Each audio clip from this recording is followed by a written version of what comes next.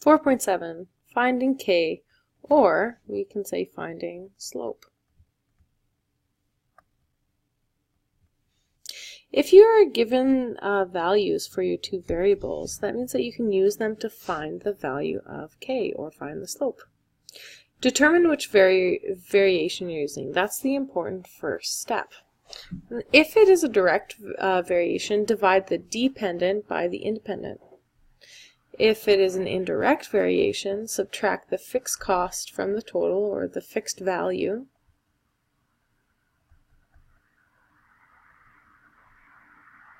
From the total, and then divide by the independent.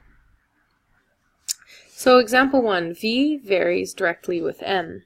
That means that v is the dependent and m is the independent. So if v equals 30 when m equals 5, let's find k. Well, we know that this is a direct variation, so we can go back up here. If it is a direct variation, divide the dependent by the independent. So 30 is our dependent, and 5 is our independent. So that's going to give us our k. In that case, k is 6. Example number 2. D varies indirectly if we also have a fixed rate of 5. If D equals 25, when S is 4, find K. So D varies indirectly with S, so that means that this is our dependent and S is our independent. And we know that it says it varies indirectly. So let's see what it says right here, the instructions. If it is an indirect variation, subtract the fixed cost, or the fixed value, from the total, and then divide by the independent. So the total right here is 25. So we need to go 25 minus 5.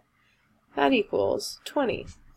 The next step is to divide by the independent to find our k. So we say 20 divided by 4. We know that k is 5. Last but not least, this one has a context. So it becomes a bit of a word problem. A motorbike travels at 225 kilometers with 5 liters of gas. Find k if this is a direct variation. So the liters of gas, this is going to be our independent, because as we change the liters of gas, we go different kilometers. This one right here is our dependent. So to find, we need to find k if this is a direct variation.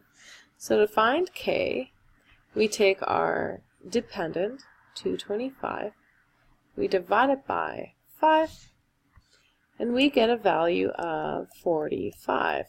Now let's just wait and pause for a second. Let's think about what this means. That means we can go 45 kilometers per 1 liter of gas. Remember, in word problems, our slope is always going to be our unit price, or the number of dependent variables per 1 independent.